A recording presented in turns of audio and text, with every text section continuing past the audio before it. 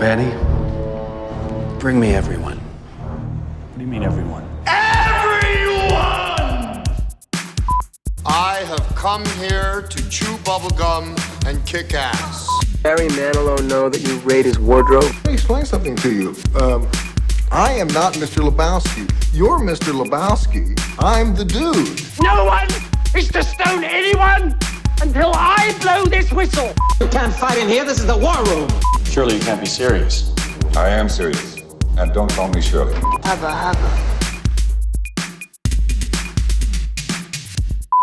Hello, everybody. Welcome back to the Zedos Game podcast.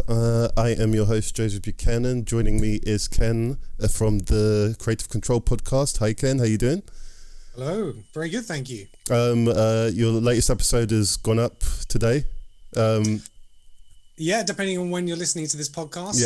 Yeah. So we're 2 episodes in now. First episode, we discussed what we do with the DC Extended Universe. Second episode that's just dropped, we discussed Spider-Man 3.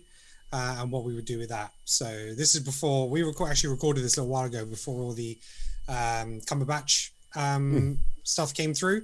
So it's genuine. We're not just taking off what's happened lately. So it's all original content. I see the future. That's all I got to say. And joining me as well is the other co-host, Sach. How you doing, Sach? You all right? Everything going well? I'm all good, man. I'm chilling. I'm on annual leave. I've been playing lots of PlayStation.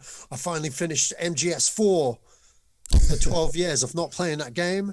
For those that don't really know about Metal Gear Solid, number 4 is the final one in the whole saga, and everyone that's come out afterwards has been prequels and stuff. So my whole thing was like, okay, when I do play it, I'll play them all in order. And then I had an opportunity to play it. I was like, fuck playing all the old ones again. I'm going straight in, did that. And the ending of that game is more or less a fucking movie because it was 2.5 hours long and it went on for time.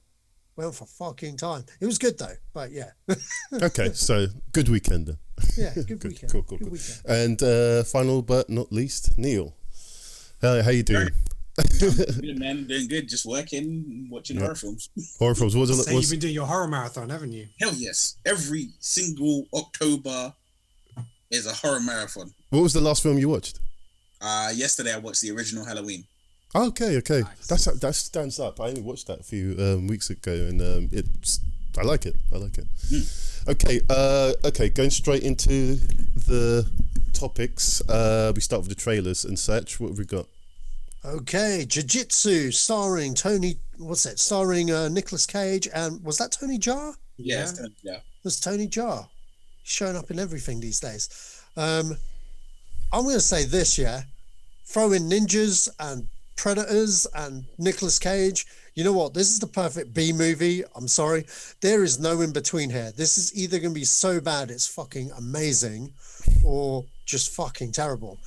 And I'm feeling it's the, oh my God, this is fucking amazing kind of vibe because I was laughing throughout this fucking trailer. The trailer knows what kind of movie they're trying to sell and what as long as the movie is what it says in the trailer, I'm down for this. You know what I mean? It's like, it just looks jokes. Cage is just hamming it up, and I'm loving it, man. I'm feeling the Predator vibes totally, but you know, whatever. What are your thoughts, guys? The trailer's batshit crazy. Yeah, that's the only way to really describe it. It was, it's like you said. It's like they're talking about aliens and like prophecies, and the alien looked like it just stepped out of Power Rangers. Yeah. You know, just like really cheap alien, like sci-fi movie style. It does look like a movie that was made for the Sci-Fi Channel. Save that money. That's the budget. That's the money they spent on it. They spent it on the actors. So they, you got Cage. Maybe they paid him a day rate. It might be. He's probably in it for a very small amount, but they probably marketed the movie very cleverly on him. And then Jar's in it as well. I think Sasha's exactly right. It is going to be so bad that you are just enjoying it for the fun that it is. or it's just gonna be that bad. It's gonna be painful to watch. But yeah, look, Cage looks like he's having fun in it. You know, even in the trailer, it's just like, you know, it's crazy, like me. You know, all the mannerisms going on. He's not even hiding it anymore. No, he's embracing it now, and that's the thing, man. That's what we want from Cage now. You know, it's like we've had you as your action hero in the 90s. You know, we had your Con Airs and face. Now we just want batshit fucking crazy Cage and just say whatever you want. And yeah, it's that was my take on it. Yeah. Anyway, who's Neil? You got a take on it? Yeah, I saw that trailer and the way it hit me, I was just like, you know what? This is the film that 2020 needs. I was like, no, I'm like, you can miss me with your Tenet, miss me with your Oscar winners. I'm not out of no. Like I was awake. The amount of movies that have been released this year, he could be in with an Oscar contention. Yeah. Like, the amount of madness that has happened this year, this film, I'm like, yeah, this is what I needed. Do it. And Nicolas Cage just came out the gate and he was just like, you know what the trailer could have been? The trailer should have come with a little disclaimer, which is just him sitting in a chair saying, we all know what 2020's been. I got your back. Yeah, that's it. Yeah. Golden Globe nominee and Best Actor for a comedy or musical. Yeah, absolutely. This trailer reminded me of what's that film that he did? He was a cop and he was just nuts. Bad Lieutenant. It reminded me of that, but just with ninjas. That's just so crazy on its own. Yeah. It's Bad Lieutenant. Just through that alone, it's. I've got to see this. You just got to watch it. Was mixing it together. They were like, okay, all right, give me 1 pint of Bad Lieutenant, yeah, okay, and give me 2 shots, 1 of Predator and 1 of Ninjas, and give me just a hint of batshit crazy. Yeah. And no, I said just a hint, not a whole bottle. I mean, yeah. Everything, the world goes round when you have ninjas in it. Add ninjas to a movie, it's always a good time. It's just always a good time. Yeah. Like Metal Gear Solid, back to Metal Gear. What makes that game so amazing? The ninjas just shows up. They're like, we've got espionage and shit. We're gonna add a ninja. It's instantly better. Who's the shittest character in this whole franchise? Hang on, wait, you know what? We killed off the ninja who was badass. Let's make that guy a ninja. Oh, wait, guess what? He was a badass character now. Everyone should be ninjas. Everyone should be ninjas. Anyway. Yeah, either way, it's a must watch on my list. I mean, Cage, to be fair, he's got a little bit of resurgence going, to be honest. You know, so he's got Jiu-Jitsu, which is out it's supposed to be in November. Yeah. He's got The Croods, A New Age. So there's a follow-up of that, which he does the voice acting. He's got Prisoners of the Ghostland, like 2021. That's in post-production. You've got Pig, which is you've gone, Ken. In that character as well from Tai King. There's Willy's Wonderland, which he's filming at the moment. Unbearable Weight of Massive Talent, where he's huge, put on loads of weight and stuff like that. That's filming side by side. So he's got, I'm looking through another 2, 3, 4 films after that. It's crazy. Yeah, he's obviously, and there's potential for National Treasure. Yes, and then I'm sure he's going to probably do Spider-Verse 2 as well. So, yeah, well, of course, he's freaking the Black Noir Spider-Man. Spider-Man Noir, yeah. Yeah. Oh gosh, why'd they call him Black Noir? He might be Black Noir.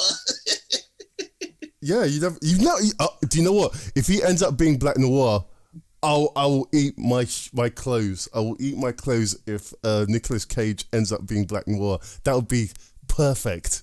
Absolutely perfect. You heard it here first. If he's Black Noir, you heard it here first. So, anyway, Ken, your camera. Yeah. You're constantly smiling on my end. It's funny, that's why. No, Yeah, I suppose. We were talking in a group about potential cameos for Doctor Strange 2. And I'm just thinking Nick Cage, Spider-Man Noir. That would be crazy. Yeah. Oh my god. Yeah. What? Or Ghost Rider. Or as Ghost Rider. Ghost Rider. Yeah. Well, okay. Yeah. Okay. Okay. What's next? So from Tears of Joys to just Tears of Woe. Yeah. Let's see what's next. Monster Hunter by Paul W. S. Anderson and his wife. What's his wife called? Mila Jovovich. There we go. Her too. Yeah. So we got that little teaser a few weeks ago, and I said my worst fear would be like, this smells like a Masters of the Universe shit. This is not the 1980s anymore, okay? If I see that shit over Monster Hunter, I'm done. All right. Guess what? My fears were right. What piece of shit movie. I don't care that you know what, I'll give him this. He gets the design aesthetics right, because, you know, when you saw a tyrant in Resident Evil, you got a tyrant, but you know what I mean? It didn't act like a tyrant. You got the design aesthetics right, but like, why is she the lead? Shouldn't it be Tony Jaa because he's the Monster Hunter? There ain't no people going back in time in that fucking game. I thought we'd, you know, like whatever, you know what I mean? Like, it's not aimed at people that play the game. It's aimed at a bigger audience, quite clearly, that are going to be like, hey man, it looks all right and cheesy and stuff. I've got a different take on it. I've got a different take on it because I don't think I've played the game. So for me, this is another movie that knows exactly what it wants to be. So okay, Tony Jaa might be the main character. He's not that familiar with American audiences yet. So what it does is that plays into the Asian market with him in that role, and they'll tailor the marketing more towards him. Oh yeah, of course. Jovovich, that'll be for the American market because they know from the Resident Evil series. So it plays into that as well. I thought the visuals were actually really good. I thought the designs of the monsters were good. I thought it looked better than the last Godzilla movie. Oh wow! And I just thought it looked a lot more fun, you know, a lot more action. And it's just like, it's in the title. They're hunting monsters. That's what I want on screen. I want Godzilla smashing things around and not standing in an ocean where actually, if he was reading the bottom of the ocean, his head wouldn't be sticking up. They're just like, and just screaming up at the sky and shit, you know. And yeah, you know, if you look at the last movie, it was so dark. For all the CG and stuff that they use. This is just bright. It's like in your face. It's in white sand. It's in plus. Fair play. To me, it just looked like a more aggressive version of, well, I say aggressive version, but just more action-packed version of like Starship Troopers, you know? And that was just people hunting aliens on a planet. Fine by me. Yeah. This is a movie I was never going to be like in it for the story.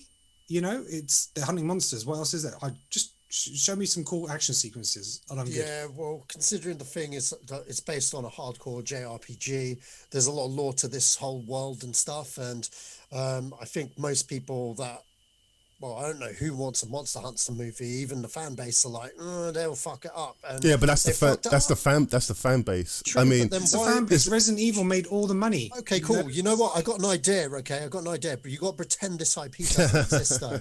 All right. I know where you're going with this. It's called Spider-Man. Yeah. All right. We're gonna cast a Japanese guy. Yeah, and he's gonna be the lead, and he's gonna get bitten by a spider. And that exists somewhere. He's going to be a high school student, but he's going to get bitten by a spider while he's at the zoo, and then he's going to grow like tentacles and shit like an actual spider. And it's quite literally his whole dilemma is, fuck, I'm a spider. What do I do now? And that's going to be the movie, and it's been called Spider-Man, and that's the reboot. Yeah, but people know who Spider-Man is. People know who Spider-Man is. No one knows who Monster Hunter is. Yeah, he's going to be called Peter Patel. Yeah, we're going to change him. We're going to make him Indian. If no one knew who's Spider-Man anyway. Oh yeah, he is an alternative timeline. Yeah, I remember. Well, here's the thing for me, right now.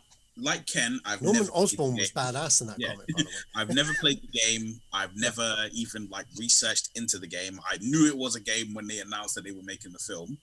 Yeah. And I saw the trailer and I was like, yeah, it's all right. And when I saw like there was this little kind of, I don't know, like kind of teaser info thing that came up where it was like, it was Anderson, the director, talking with or he was just like talking to the camera, and he was like, "Look, we got the guys who created the game. We got them in and showed them like, here's your design, put into a film." Yeah, right? he did that with the Resident Evil guys as well, and he dropped the ball hardcore. But it's made cheap. It made a lot of money. Cool. Yeah, but here's the thing. Yeah, that's exactly what he's doing with this. Yeah, exactly. Exactly. As Ken said. Yeah. And as you said, Sash, this ain't for the people that played the game. Yeah, but like what's Resident the point in Evil doing was it? What's the people point? that Just played create something new. It's not that easy to create something new. Yeah. If you've got something which you can take an outline and then just develop it from, why create something new? Because what they do is they get the marketing and everything and the tie-ins, where some people who are casual gamers might enjoy that and they'll enjoy the movie. They haven't got a problem with it. If you're a hardcore gamer, okay, you might not see it. At least make something decent that at least kind of looks like it, man. Like shit. Dude. Well, here's the thing. Let me interject on that, right? So Resident Evil, right? They made 6 films for that. Something like that. 7, I think. Yeah, 6 live action films for that franchise. I played Resident Evil 1, Resident Evil 2, Resident Evil 3. I just played those 3 games. I didn't play anything that came after that. And when I watched the films, firstly, I was like, okay, so the first film, I was like, all right, this clearly ain't been made for me as a game player. But I was like, I'm content. It's got liquors in it. It's got zombies in it. I'm content, right? Resident Evil 2, and I was like, okay, here's a character that I know from the games. I'm content. Oh, here's Nemesis. I'm content, right? There was nothing about the games that I played and loved that resonated in those films. But I got my fan service in as much as characters that I had seen in the game. I'd seen them on screen. That is Paul W.S. Anderson. That is his whole shtick, right? Yeah, cool. That's cool, man. That's cool. I clearly disagree with like right. No, but the only time he made a film and he was like, right, here's the storyline of the game. Here's the storyline for the film. Done. Was Mortal Kombat. Oh yeah, sure. But as Ken said, all he's done is make people money. The studios that have hired him to do a job in regards to making a film based on a video game, he has always made them their money.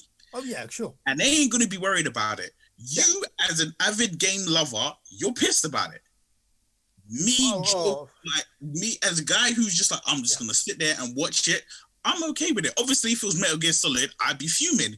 But hey, I lived through Street Fighter. It's coming. It's coming. Right?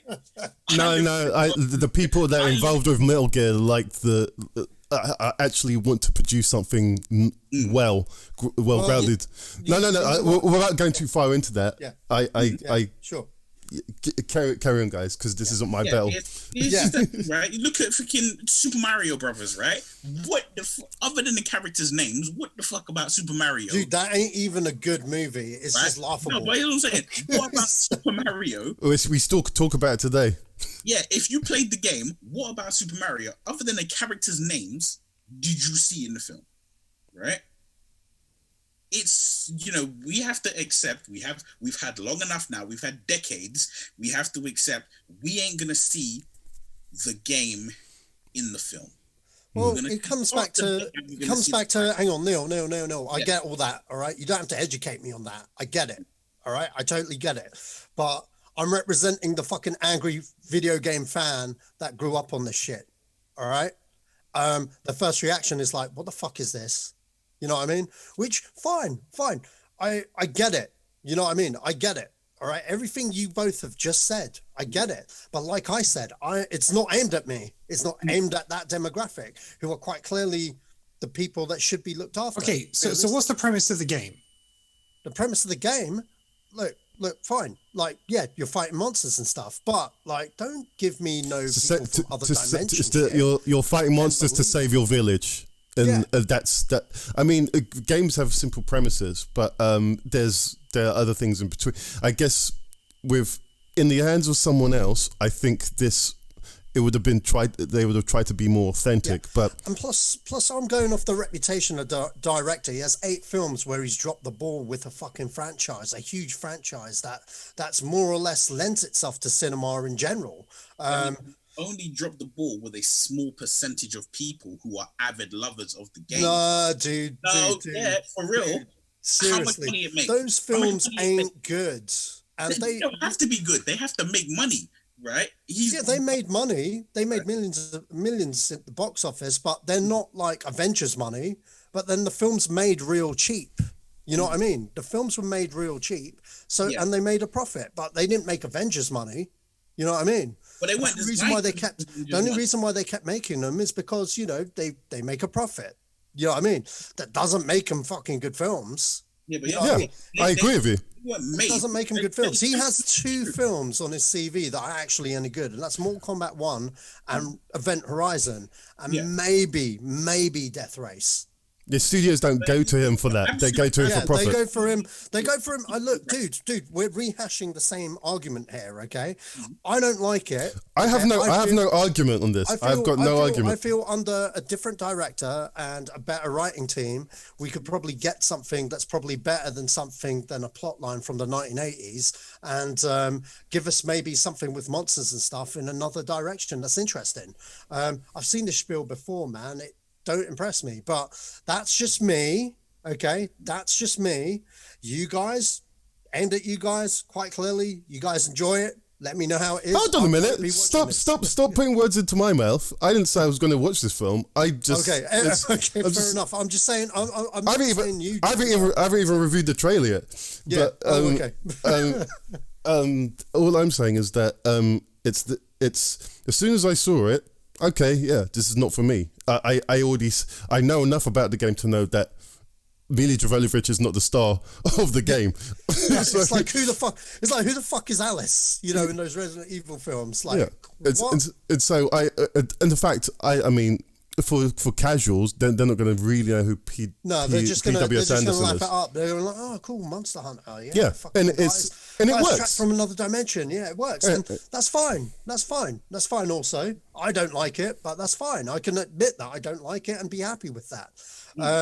But you got to understand, there are people that are losing their minds right now. Seriously, just look at a Reddit forum and that shit. Right there are other things to worry about. Yeah. Is there any intellectual property that people aren't losing their minds for? That is true. True. These are probably the same people who don't wear masks. So I think, the basic. At the end of the day, what they've tweaked is, from my understanding of the storylines of the games, is that people need to move to a new world, and there's monsters there, and they need to defeat them in order to be able to settle. All they've done is they've established, right, how do we just drop into a world and just get with these characters to understand that? What they're doing is they're trying to take your average viewer who's in the real world, drop them into this fantasy world and say, look, this is something completely different. It's not the norm. How would you react to it? And that's kind of the change they've made. They've just tried to make the cinema audience relatable into undertaking these monsters and being afraid of them. If you've lived with them and you're just part of that world, it's kind of a different vibe. So I can understand why they're going there, because the American audience is the audience they're going for. And that's the driving force in the terms of the change of the story. So look, the movie might be terrible. All I'm saying, from the trailer, it just had monsters being hunted and big ass weapons and Terry Jara shots. So I'm like, cool, I'm going to check it out. If that offends you to not watch the movie, that's, again, down to you. So yeah, you're right there, Ken. I tell you what, I found this trailer quite offensive. Fair enough. It offended me that this guy still makes films, but it is what it is. Moving on to the next trailer. Well, hold on a minute. Okay. What are you? Go on then, Joe. I'm done. Go for it. I'm like, yeah, fuck this shit. Anyway, Pixar Soul. Remember, you put it in. I did, but I put it into rant, man. Come on. What's the one? Soul. Okay. Soul. Yeah. I mean, it's going straight to Disney Plus, right? It is, yeah. That's correct. Well, good luck with that, Disney subscribers. That's what I got to say to that. Good luck. Yeah, I mean, for me, look, I love my Pixar movies. You know, there's very few that I don't enjoy. I'm sure I'm going to cry watching it because these movies just do that to me. Whether it's Coco or Up or, you know, Inside Out, whatever it might be. I think the real shame for this movie is because its central character is black, and the fact that it's going to be highlighting person in the black community, black lives. I'm sure there's like bits in like the barbershop and talking about jazz music and all this kind of stuff, and how Coco opened up a whole kind of world to a lot of people who weren't familiar with that kind of backstory for people from that area. I think that's going to be a real shame that more people won't go out to see it, because Disney is pretty much box office people are going to go watch it. So I think it's a shame from that point of view, but I'm looking forward to the movie. And you know, it's one of those, what's great about this movie is it doesn't focus on the voice talent. You know, it's not your DreamWorks pictures. It's not everything else. Like, we got this person, this person, this person, this. It's just about the story. It's just about the characters. And I'm looking forward to it. So it's just a shame with the platform and the way it has to be released. But it may encourage subscribers because they're releasing it hopefully just on their platform direct and not have to pay extra for it. It means no extra pays. Yeah, so if they release it straight on their platform, you got to pay your $5.99 a month. You may see a big increase in subscribers. Yeah, they definitely do need that. I saw the trailer to this film 8 months ago, and I thought, okay, this is being released at the end of the year, so it's going to be a tearjerker and an Oscar contender. So another Oscar for Pixar, but because there's no cinema release, that I don't know what the rules are for the Oscars now, but I guess they'll have to change them because of what's happened this year. But my biggest issue with this film is that the fiasco that was Mulan, they need to correct that, because they just need to correct that. I won't go into what that is, but I hope enough people get to see this film. It's I don't know if it will be good, but it's Pixar, so they have they have a standard. So even their mediocre film is better than most. So I mean, this film's about death, so I don't know how much comedy will be ensued in this, but I'm sure there's gonna be a nice balance between. I mean, but they do death in Coco as well. You know? Yeah, I saw Coco and stuff like that. So yeah. Okay, well, that's my 2 cents on that. Neil. Okay, so watching the trailer, it's weird because I felt like Pixar movies kind of like, they kind of hit you like immediately when you see the trailer. Like immediately you're like, okay, boom, here's Up, and they're like, yep, I'm gonna watch that. Boom, here's Coco, definitely. Boom, here's Inside Out, definitely. You know, it kind of, for lack of a better term, it's sort of like, you see the trailer and it's just like, okay, file that away in the mind. That is something to watch. And I don't know why, but I just didn't feel that with this trailer. It was sort of like, I think the way it was presented, in my own personal opinion, the way it was presented to me is it's presented in a way where I'm like, this is this may be a weaker entry into Pixar. And I kind of felt like it was like I don't know why, because obviously the storylines are very different, but I felt almost like I felt similar, like it was a bit of a rehash of Inside Out.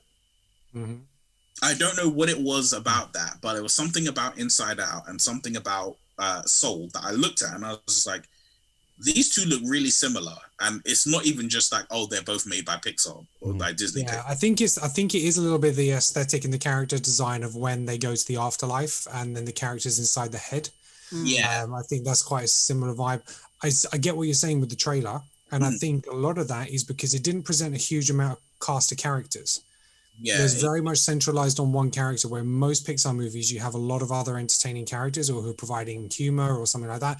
The sidekick he had was just kind of like a ball. You know, there wasn't much to the character to make it that memorable from a visual standpoint. So I do get where you're coming from with that.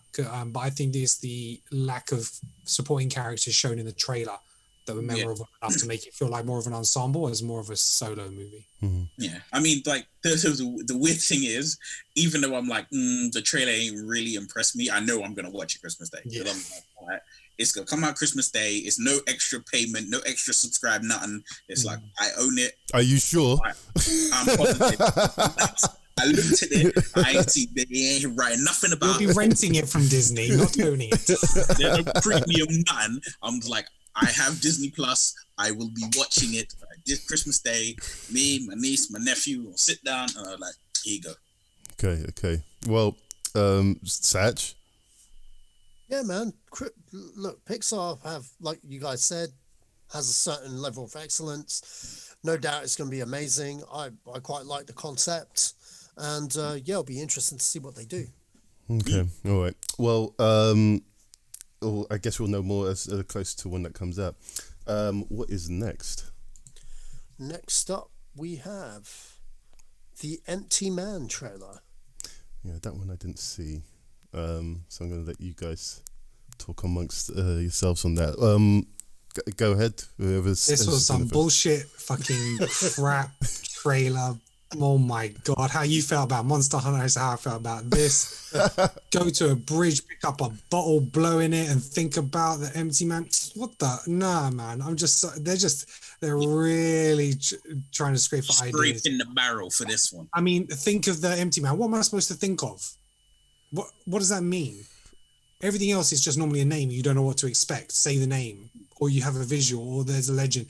It's nothing. It's blowing into a bottle on a bridge. I'm done. I've got nothing else to say. Yeah, 100%. I totally agree with you, right? I was trying to find something more polite to say what the fuck bullshit was this, but I couldn't. Because it genuinely is BS. Like, I'm sorry. We are in the year of our Lord 2020, right? How many generations have we had of people you go, oh, we're gonna go camping, all right, and we tell a little urban legend. Here's a little story of, I don't know, the Slender Man or the Hook Man or whatever urban legend you want, right? Cool. You get, oh, here's Candyman. Say his name 5 times. All right, cool. Right?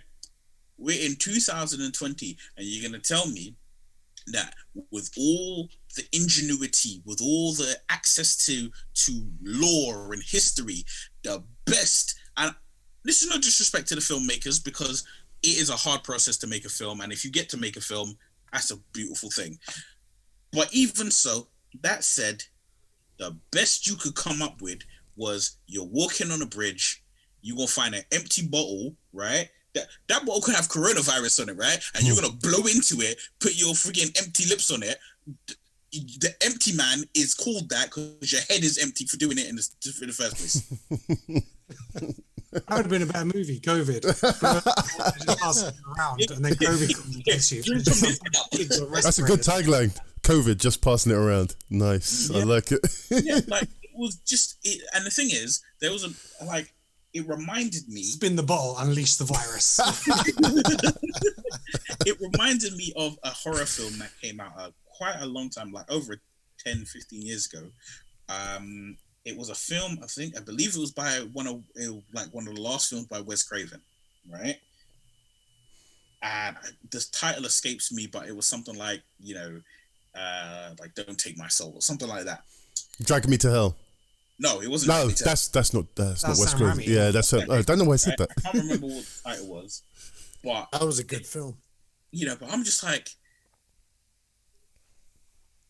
I get it. Horror is an easy genre to try to jump into. You just need kind of the basic premise to carry you to all the murder. But I was just like, what the fuck is this? Like, really? Like, I love horror films, right? Like, love horror films. And I'm just like, that's it? That's what you can present me? Right? Nah, I was like, nah, you guys are taking the piss. You guys are actually taking the piss if that's what you decided to present me with. Yeah, I'm kind of glad. Here's my soul to take. That's it. My soul to take. Thank you. Thank you, Ken. My soul to take. Yeah, I'm kind of glad I never saw this trailer now. It sounds awful. Really? It wasn't great. It wasn't great. Oh wow. Right? With zero knowledge of Monster Hunter, Jiu-Jitsu, and this, right? I was like, Jiu-Jitsu, I was like, yeah, this is the film that 2020 deserves. Mm-hmm. Monster Hunter, I was like, okay, I know nothing about it, but hey, it looks like it'll be a good enough watch for me. Mm-hmm. This one, I was like, nah, this ain't a watch. This is like, like I'm gonna have to. It's gonna take a lot. Watch TB Halloween again, I think. It's gonna take a lot of Halloween of horror movie marathons for me to get to this movie. Right. Well, there's probably one. If you've not watched Blood Machine yet, and I tell anyone who is a horror fan or just crazy shit just to watch it. Is that the Synthwave music video thing? Yeah. Oh yeah. That is nuts. Yeah. Because I thought it was a movie, but it was like a TV series. It's basically It thinks it's a movie. It's a music video, though, isn't it? Really? It's not. I mean, it's 45 minutes long. So it's Carpenter Brut. What? Carpenter Brut. That's the name of the band. Oh wait, sure. No, I know what that is. No, I have no idea who that is. But okay, no, that's the name of the band for Blood Machines. Sure. I saw the whole thing. I liked it because I just thought it was a music video that went a bit crazy and made a TV series out of it. It's not a TV show. Well, no, because it's separated into like 3-4 different segments. Oh, I saw the whole thing. I watched that at my friend's house. It was the whole thing. It was weird. Yeah. I felt very odd for the next few days. Acting was bad though. It's really bad. It's really bad. bad. It's Sunset Beach bad. Cool visuals though. Yeah, really the visuals. Like visually, the visual effects on that were amazing. But then it was just kind of like, wow, this has no story or like acting was bad. But it was just. Yeah, just to bring it around again, I've not seen the trailer to the film we're talking about, but if there's a horror film that people want to watch that is kind of out there but strangely intriguing, Blood Machine is what you go for. Okay, what's next? Okay, so The Last Starfighter 2 is in development at Disney. Anyone excited for The Last Starfighter 2? Oh, now, bit of backstory. For ages and ages, Nick Castle, the film's director, and he was one of the writers on the original film. I think like he had the basic story for it. He was been adamant that it's a one and done thing. There's never going to be a sequel, despite Disney hitting at their door. They've hired Rogue One's writer Gary Whitta as one of the screenwriters, and they got the other co-writer of the original film to write a draft of the movie. Quite recently, what's the name of the geezer? I can't pronounce his surname. Betanol, I think it's called. I think he's called. He's come out with comments this week saying they're more or less very close to like making it a thing. Him and Gary Whitta have been paid regardless to write a movie they're just spitballing ideas and stuff that could be a potential film franchise. It looks like there's a script actually being written in place and has been for the past year and a half. How do you guys feel about The Last Starfighter? Do you think it deserves a sequel? I like the original movie, but I think it's a movie of its time. Very much a movie of its time. I don't know about whether I want to go back to that well, but, if Disney impressed me with a decent trailer and a decent premise to go back, then sure, why not? I could imagine it would be a different child, maybe set in the now, but what are your thoughts, guys? Yeah, that's exactly where I take it, because I know they were talking about a TV series for a long time as well, but I would aim it at that sort of like Fortnite audience, and I would bring it up to date, because if you haven't seen the original movie, basically it's about a young guy who basically becomes an expert in an arcade game, and he gets abducted by aliens to help them win their war. So I would very much see it like that, just, championship Fortnite players, or a guy, who's amazing at Fortnite, bring him in, he can help them win a battle and have it actually like an action-packed battle. Think a little bit like Ready Player One at the end, just like loads of characters going on and all this kind of big battlefield thing, and have him kind of lead that, and, and just kind of do it in that premise. Or you could go for the adult audience and have like a COD player, and he get drafted into the military to win a battle against aliens, and you can just have like some Warzone stuff going on, and just this guy brings his squad in. Think Armageddon, but like COD. So you have this guy who, so basically these aliens are invading, right? And all their generals are wiped out. So they find the best COD player they can, and he's like, "I'll do it, but only if I can bring my squad." Brings his squad in, and they take on aliens. Yeah, that's not my squad, and that ain't me. Not us. No. It's not Everybody me. dies. No, everybody dies except for Travis and Simon. Yeah. Mind you, you know what? I would pay to watch that movie. I'll stop giving this stuff away for free online. Yeah. Neil, what were you going to say, Neil? I think that this could have been a really good idea if not for Ready Player One. Mm.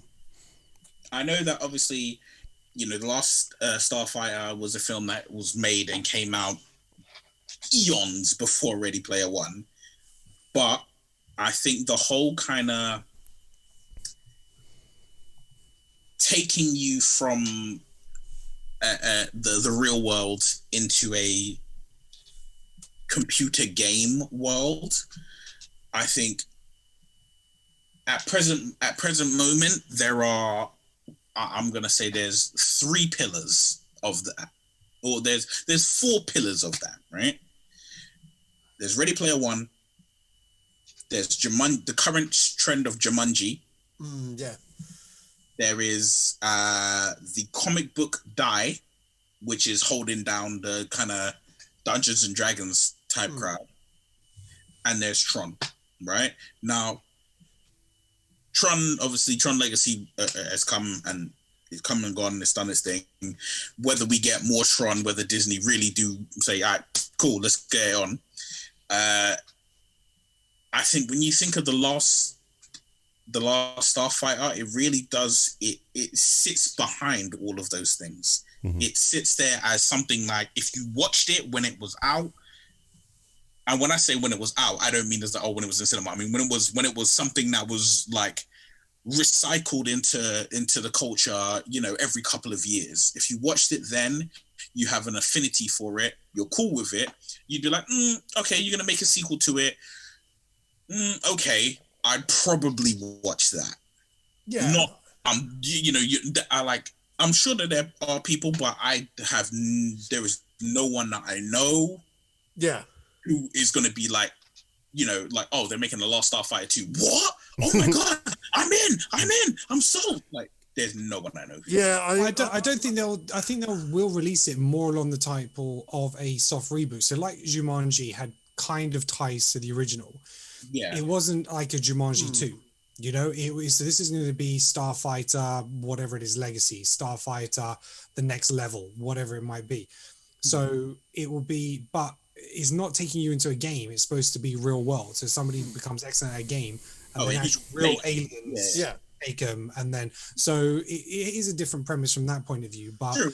I think because the video game market is what it is. I mean, look, Pixels did money, and look at that. So this is true. But Pixels had friggin' Sandler might even sign on for this and make it all bank. You never know.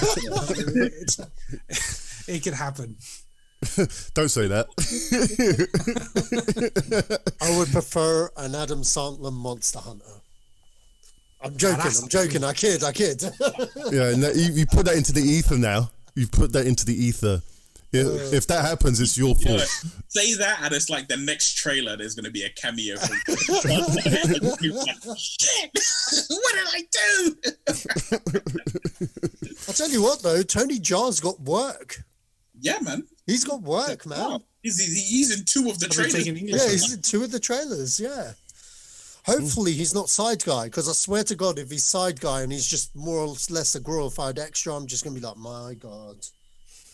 Well, anyway, what's next? He's the action set piece. He's the guy that is like, all right, it's got T.I. in it, it's got Mila Jovovich. They're clearly going to be the ones with the guns. I mean, yeah, there was one scene where she had 2 knives on her, but they're going to be the guns. They're going to be like, right? He's going to be the guy like, what, like, oh, yeah. Oh, you did pretty good with them guns. Yeah. Hold my water skin. Water skin. Okay, so next up. Okay, so Jack Bauer himself, Keith Sutherland, has recently made some comments regarding the future of 24, saying that they are still actively looking to rejuvenate the franchise on TV, as well as a potential movie.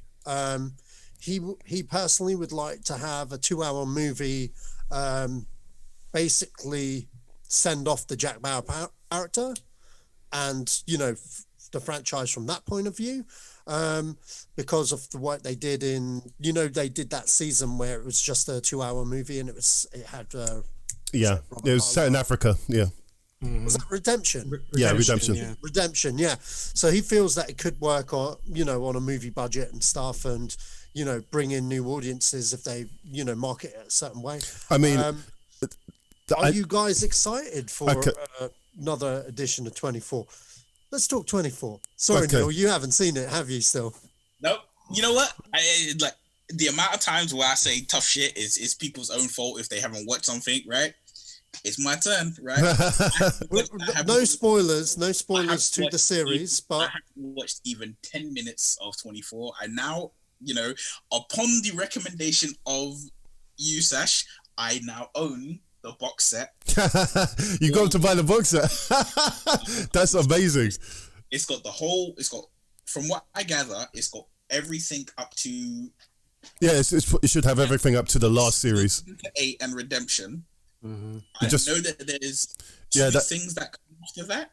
Yeah, so you've got there was the reboot as well with the younger guy. Yeah, so there's that, and then there's another. I think something else with Keith Sutherland after Redemption of them, right? Mm-hmm. But that's season 9. I missed that clock countdown, man. I missed that. Yeah. So that's season 10. Sorry, so that's when he's in the UK. That's the UK one. Yes, he did the UK one. There's like a short season or something, wasn't it? Yeah, yes, 12 episodes. But you know what, Jack? I love 24. I know there was some up and down seasons and stuff like that, but as a whole, it's great. It was such an original premise at the time, watching something which was in real time. Yeah. You had, if they needed to travel somewhere, they had to factor that in and stuff like that, and it was just like, and that it kept it quite centralized from that point of view. And the last couple of hours kind of sped up a little bit, but it was, it's just, and he was just so great in that role. He is Jack Bauer. He will always. He is Jack Bauer, and I'd love to see more of that. Maybe he can investigate like Russia's hacking of America and like.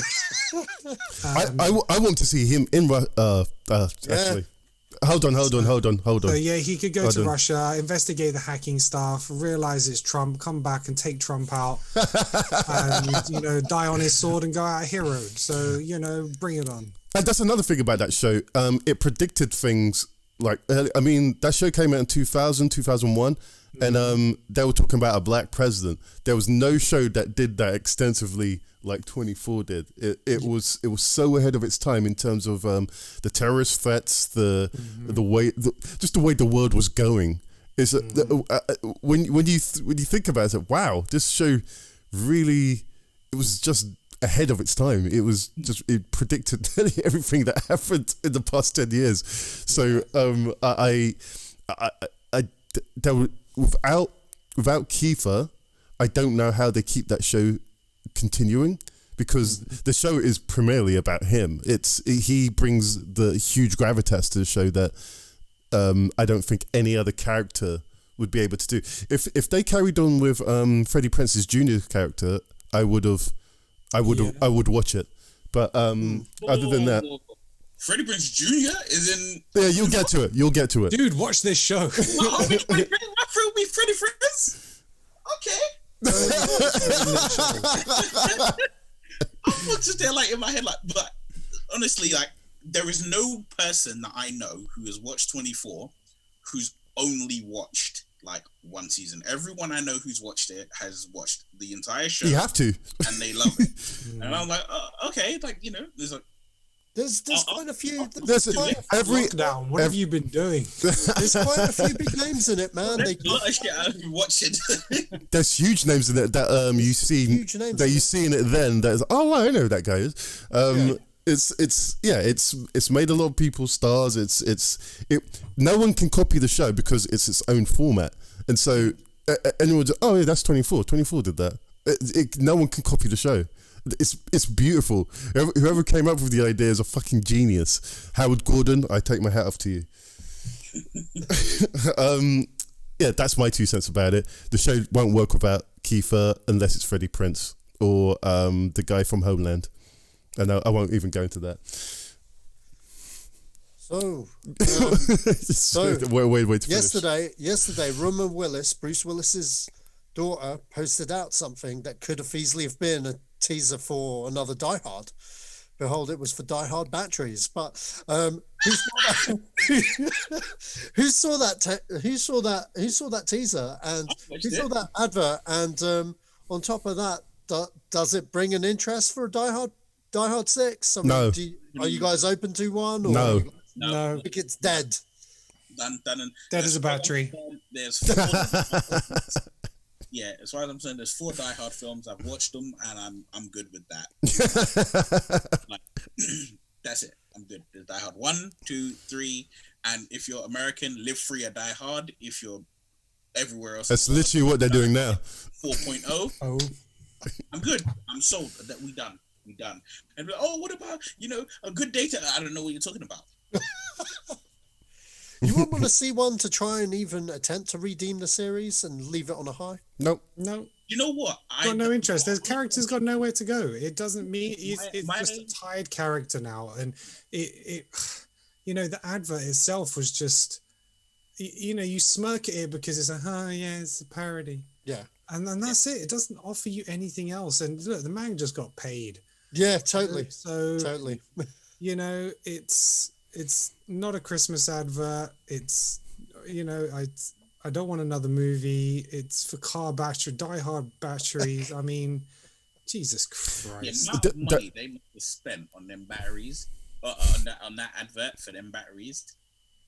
That shit must be the most outrageous. Like, that battery better last. Like, that battery better be the Nokia 3210. Right? Nothing can kill it. Nothing can break it. Like even in the advert, I think somebody blows up the bottom half of it. He still plugs it into the car, and the car works fine. I'm like, if that's what the battery does, cool. I'm waiting for someone to do a false advertisement claim on that battery, and then it'll work. But wasn't the guy in the machine like the guy who cracked the safe as well? Yeah, that's right. They got him. They got Argyle back as the limo driver. I was like, what? They got Argyle back? Wow. The only way I would watch another film is if John McTiernan was interested in doing a film again. There are a couple of other directors I would trust with it, but as far as I'm concerned with Bruce Willis, he doesn't care. Is it? Yeah. How much? Okay, whatever. What am I doing it? Okay, whatever. Yeah. He doesn't care. So if he doesn't care, I don't care. Yeah, that's it. I mean, you know what it is? I look at you look at certain franchises. There are certain franchises where you don't need to see growth in a character. But there are certain franchises where you really do. If you establish this man has a wife and he has children and he has, he's already, when we first see him, he's already got issues with his marriage. give me progression, and you go, all right, so Die Hard 2 and even Die Hard, basically from Die Hard 1 to Die Hard 4, there was some level of progression, right? It was he's trying to get with Holly, they ain't really feeling it, too tough, but they get good at the end. Then, Die Hard 2, they work their way. Die Hard 3, they're not together at all. It's clear that they're separated. Die Hard 4, we know, all right, they've been divorced, they're done. Cool, that's their progression. Die Hard 5 is just like, oh, his son, who literally lose track of from Die Hard 1, where you just know he exists, to Die Hard, to the thing that happened after Die Hard 4, right? He exists, he doesn't exist, right? And how is it you make a whole film about him, but the daughter, who's a sub character in Die Hard 4, is better. Her whole better trajectory, just transformation, everything about her is better. Yeah, well, it's a better made film. Yeah. I mean, it had a bad run, man. I mean, that last film, he had the director of fucking another shitty video game adaptation. What was it? Max Payne with fucking Mark Wahlberg with angels and shit. I don't know what that was about, but yeah, man. And the script was written by Skip Woods, who's a terrible script writer. Like, look at all of his other stuff he's done, like fucking Hitman, again, Max Payne. That was a cash. That movie was a cash grab for Fox. They had nothing on their roster. They're like, fuck Die Hard, pay him whatever. Let's do a lazy ass script. You know what I mean? Let's just get this in production. There was no thought behind it. Bruce Willis was killing pedestrians when he was in that fucking little 4x4, just running over people's cars and stuff. And that's not the John McClane I know. That being said, do I want a sixth one? It depends. I mean, show me a decent director and a decent script, then maybe. You know what I mean? Like, if they announced Shane Black was writing it, I'd be all over that. That would excite me. Like Joe said, if they said John McTiernan was coming back because he did the original and he did number 3, I'd be like, fuck yeah, because John McTiernan hasn't directed shit in years, and you know what I mean?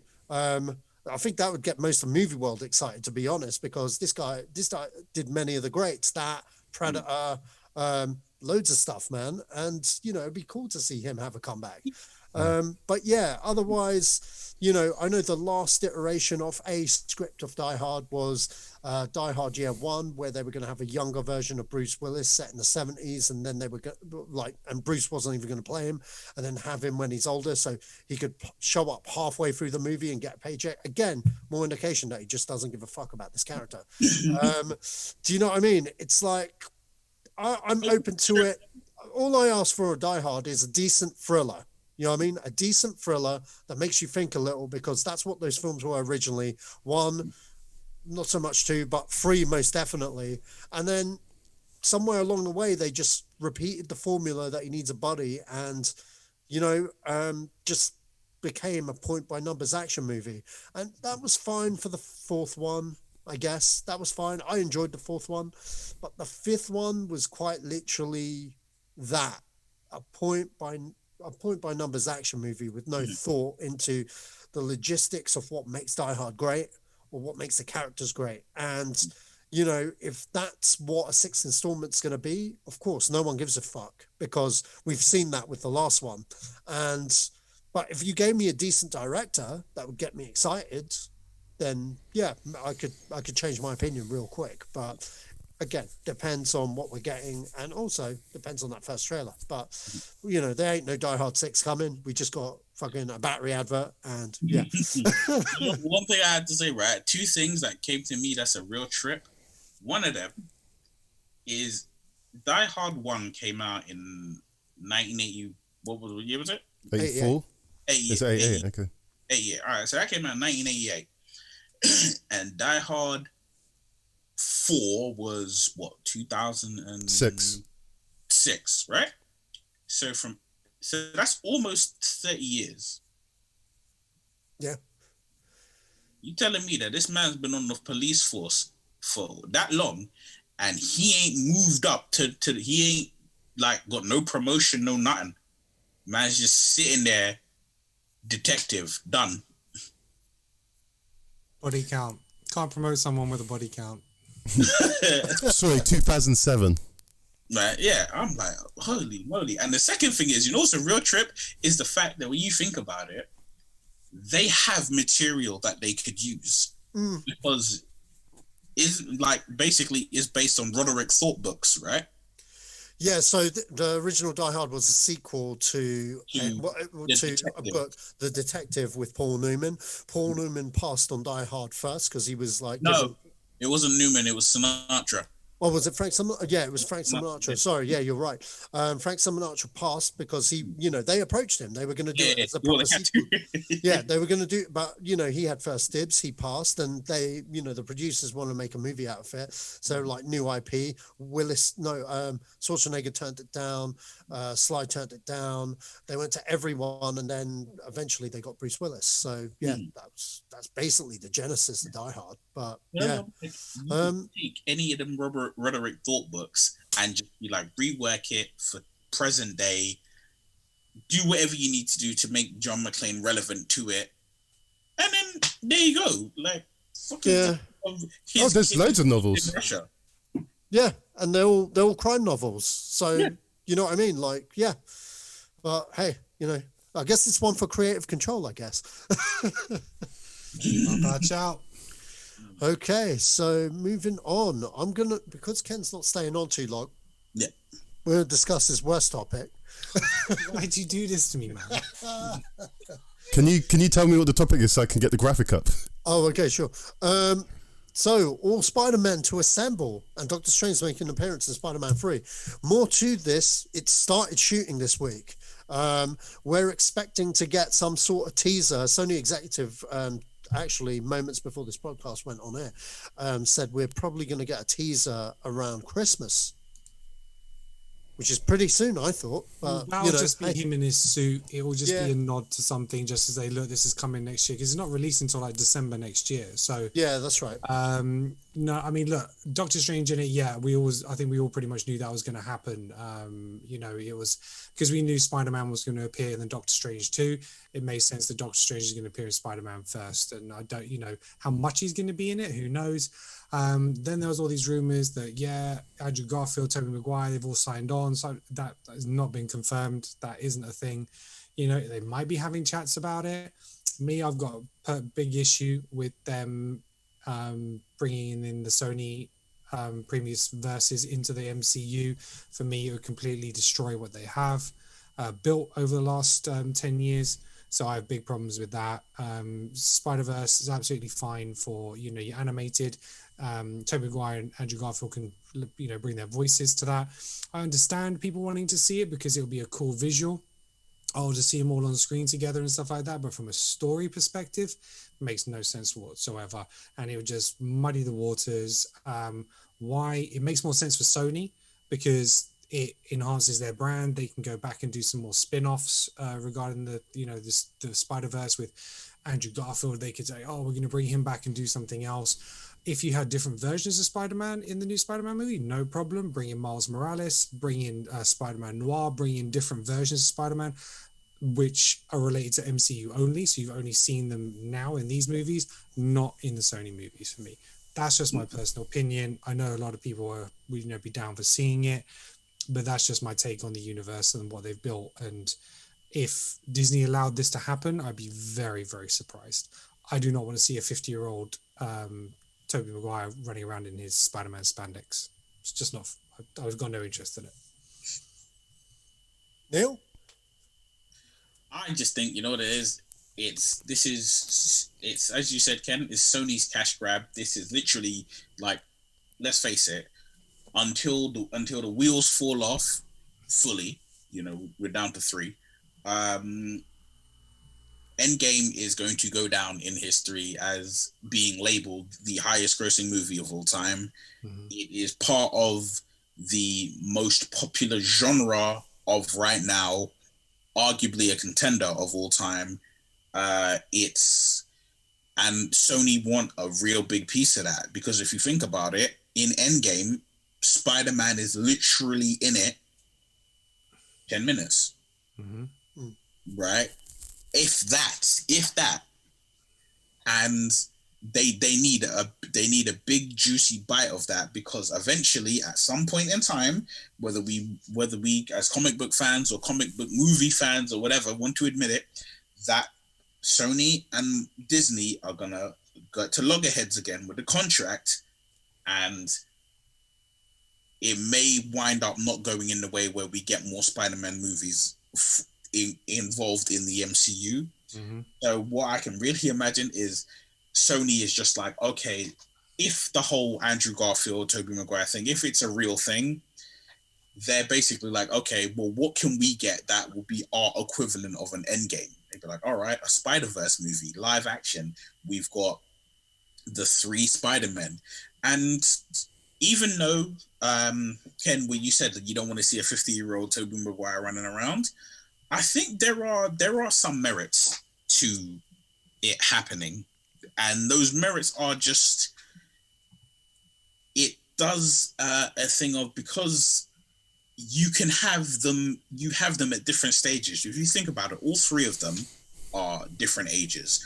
And all 3 of them, essentially, even though they got their powers at the same time, we experience them at different times. Like, okay, Maguire gets his powers in high school. They all get their powers in high school, but Maguire gets his powers, and then literally in like a couple of scenes, he's graduated, right? And he's off to college, and then, you know, he's having a proper adult life. You know, he works for the Bugle, and that's him. So that's the adult, the old head.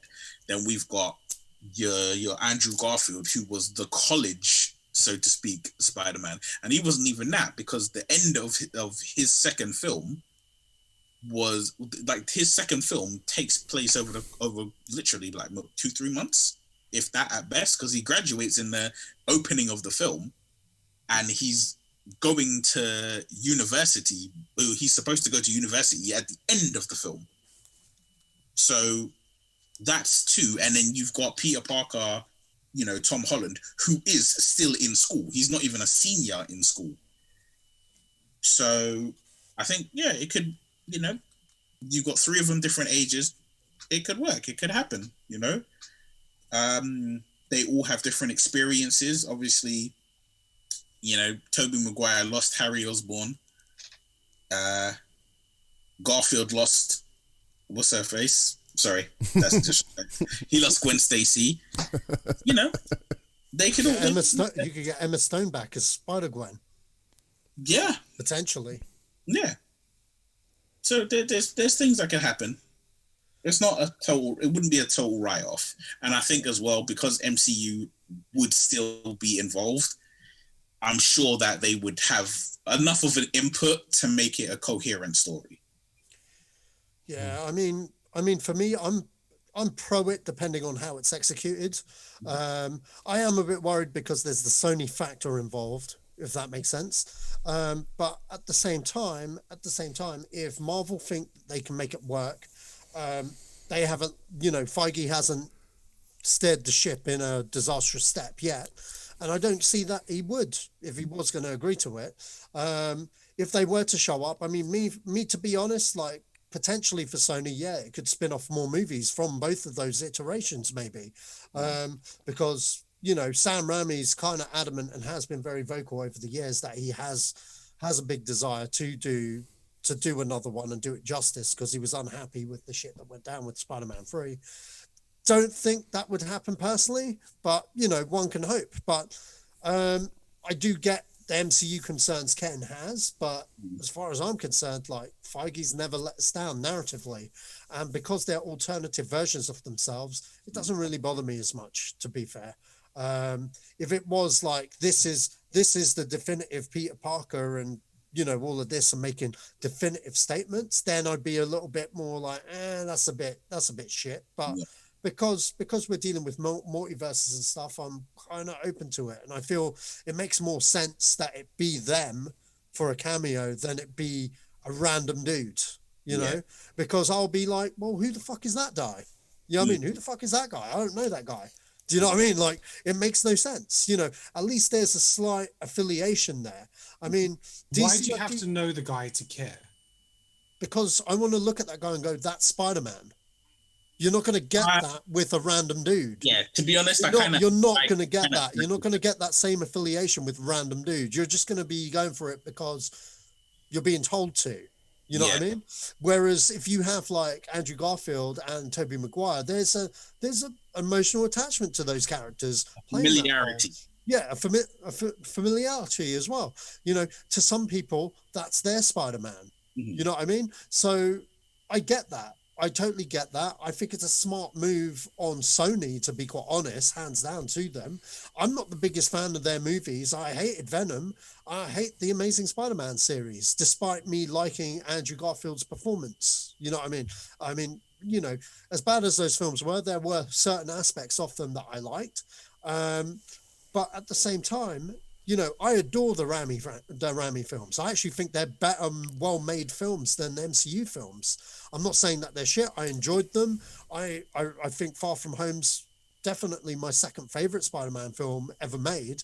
But at the same time, the Raimi films really showed the character, you know, of the Stanley Steve Ditko era quite well. And more importantly, it gave more focus into Peter Parker and why he's Spider-Man, which the Marvel films kind of have failed to find a balance of because they're dealing with a bigger picture of the MCU. But that's another conversation for another time. I just think that it's a win for Sony, most definitely. I don't have a problem with it if executed properly, which I think it will be because, you know, Feige's good at this, and this is all based on Ant-Man and Civil War should have been shit shows. They should have been shit shows.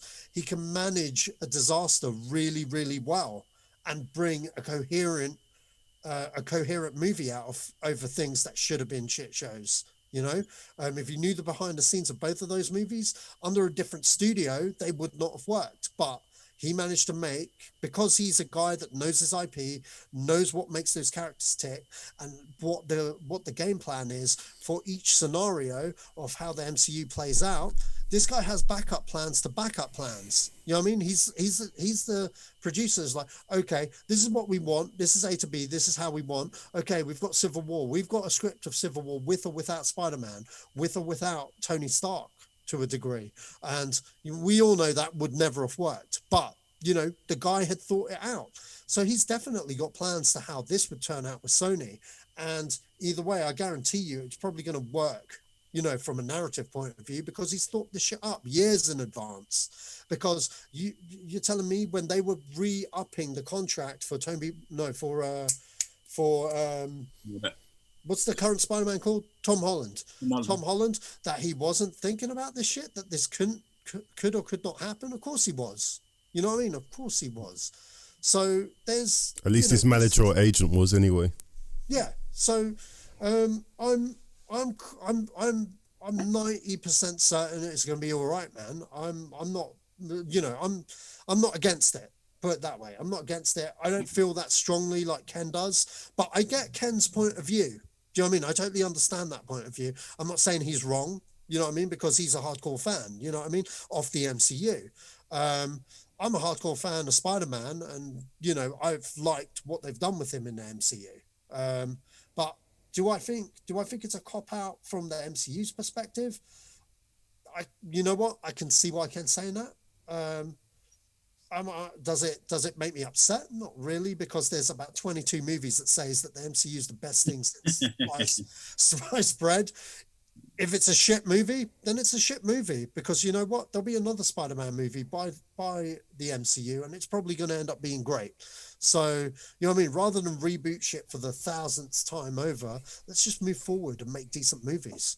And that's my 2 cents. I get what you're saying. I just would rather see different variations of Spider-Man, like we got in Spider-Verse, where we had Spider-Pig and Spider-Gwen and, you know, the Japanese version, stuff like that. I don't need to see 3 of the same Spider-Man, because they are the same. You know, it's just like we're just meeting this Peter Parker much younger. We don't exactly know about his Uncle Ben. That's never really talked about and stuff like that. Then you got the Maguire one, Andrew Garfield one, just retelling exactly, you know, pretty much the same stories. We've seen all that. I'd rather see different versions of Spider-Man with different backstories. I didn't, you know, most people going into Spider-Verse didn't know all those Spider-Men and those different versions, but they accepted them. They took them, new versions and love them. So I don't see why we have to go over old history when we could introduce newer versions. Have great characters, great character actors portray these guys, and just have a little bit more fun with it that way, rather than just trying to go for that nostalgia hit with something seen in the old movies. But look, neither of us are wrong, so it's just a case of we're coming. But like you said, I understand why Sony want to do it. Totally understand that from a financial point of view, because I just what they can do is they can go back and try and do spin-off movies. Like I said, they could go get Andrew Garfield. They could try and do that Sinister Six thing again. They could tie it into, because Tom Holland's Spider-Man in the MCU is time permitting. You never know when that's going to finish. So if he then stepped away from the MCU and then they did the crossovers, then I'd be much more okay with that, knowing I'm not going to see that version of Spider-Man back in the MCU again. And it's maybe, do you know what I mean? Because you're not going to get a different version of Spider-Man in the MCU, because Spider-Man still sits with Sony. So it's not like suddenly you're going to get rid of that one and then you're going to have Miles Morales, unless they magically maybe do a different deal. But they've laid the groundwork for Miles Morales in the other movies. And so I'd like to see those different versions coming in.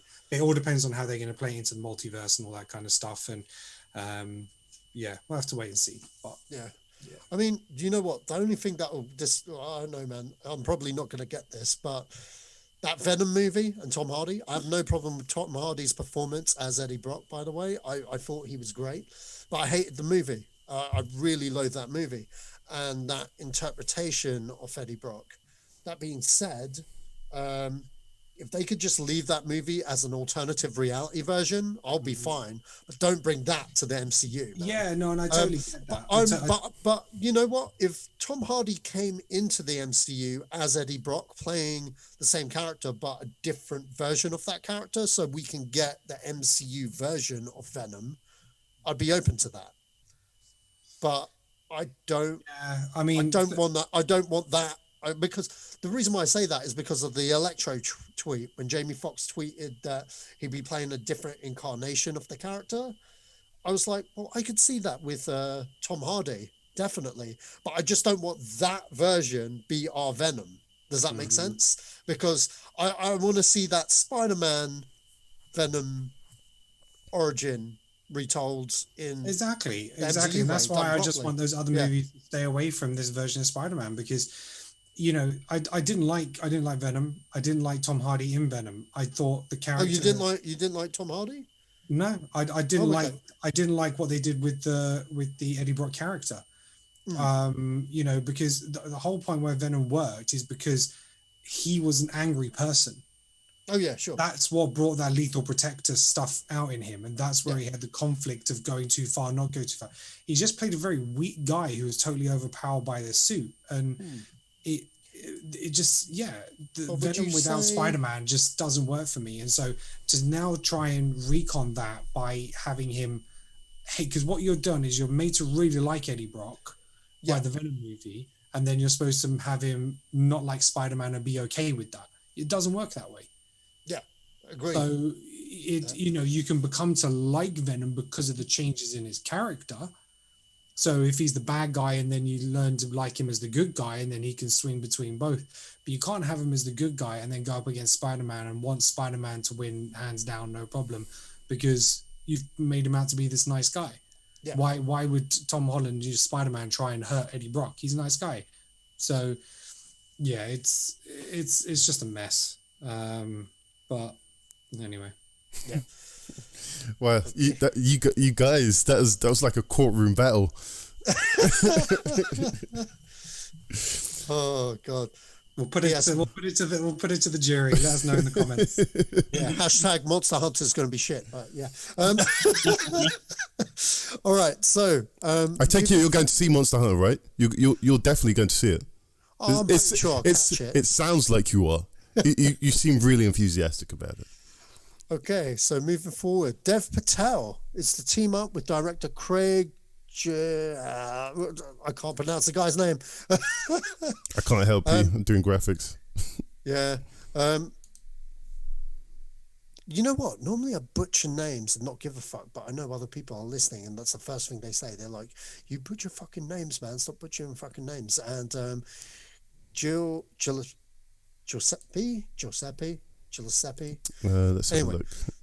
Director of I, Tonya, about is teaming up with Dev Patel about the genesis of the Chippendale Strip Club and the subsequent murder scandals that followed. Gillespie. Yeah. Okay. Gillespie. Okay. So bit of a crime film. This guy did a fantastic job with I, Tonya. I, Tonya was a fucking great movie. I fucking loved it. That was one of my favorite movies of the year it came out. I actually can't wait for this because, it's about the Chippendales, but by the sounds of it, there was a lot of murder and like people disappearing and shit that went on with like the brand and it going up with people that like had stuff to do with it. So, I like a bit of a biopic, and if you've got murder and mystery, I'm down. So, how do you guys feel? I think it's a big win for Dev Patel as well as an actor. He's really, that kid from Slumdog has really branched out over the past couple of years. And what I like about him is that he's really taken some really cool roles. Like when I think of him, I just think he's an actor. He's an actual fucking, he's a potential Oscar winner, and he's an actor that's always been there, but he's always like, he's piloted his course like really, really well, and more stuff like this, Dev, definitely. What do you guys think anyway?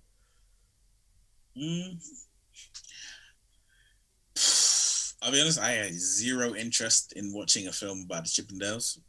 Like, have you seen I, Tonya? Murder Miss. Yeah, I saw I, Tonya. I loved it. It was a brilliant film, but that was something I had an interest in seeing prior to seeing it. Yeah. Like just hearing it, they were like, "Oh, they're gonna make a movie about Tonya Harding." I'm like, for real? I was like, all right, I'll watch that. I was like, I want to see the hammer. I want to see that swing. But yeah, I was like, okay, like the Chippendales, and I think, and this is me, the very kind of like ignorant person in this regards to this subject, but I'm like, yeah, I didn't see Magic Mike. I'm not gonna watch this. I think it's going to be a totally different movie. It is going to be more of a, it's going to be based on a real life story about the guy who created the Chippendales, like as a franchise, as a business, the millions that it made, getting people into it, and then like all the dark side of behind the business.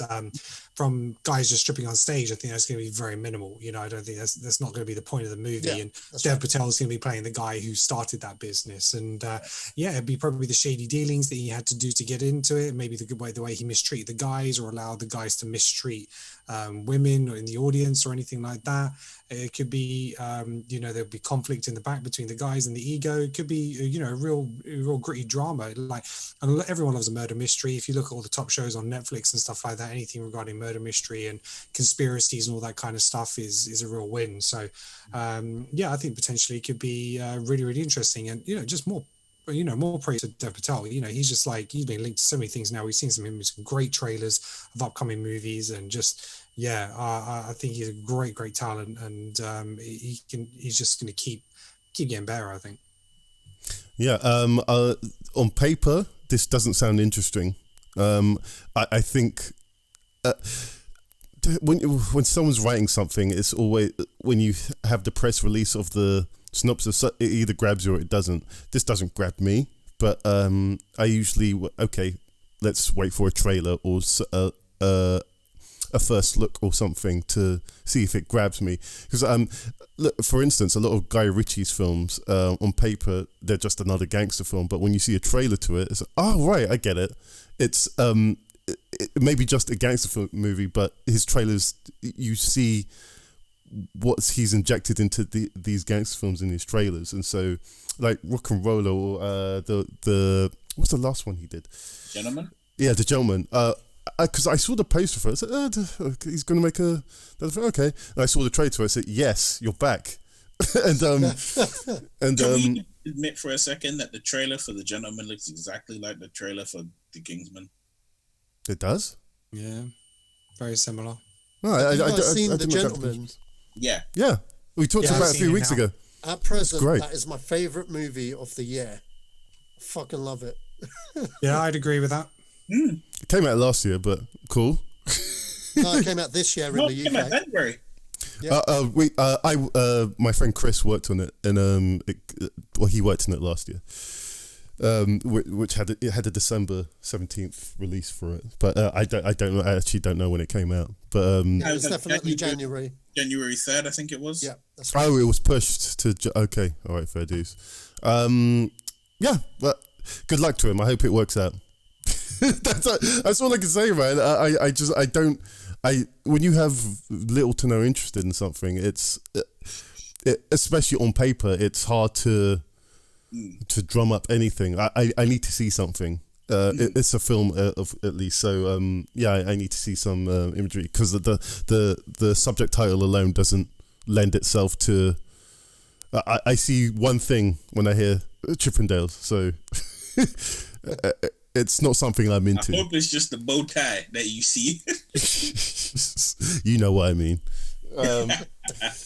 Okay, what's next? Next up, we have. Okay,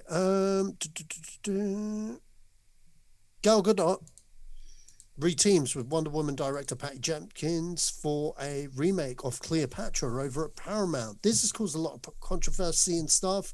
I personally think like them two as a team up work well together. I know Gal Gadot, you know, a lot of people criticize her acting skills in a lot of her other movies and stuff, but I actually feel that Patty Jenkins is such an actor's director. She's actually gotten really great performances out of Gal Gadot and a lot of her other actors on a lot of her other stuff. I don't see it being a problem. And more importantly, interesting, the project for this, last time someone was interested in it was James Cameron. He almost did it with Angelina Jolie right after Avatar, because Paramount were very interested in him doing it. But obviously that fell through, and years later it's resurfaced again.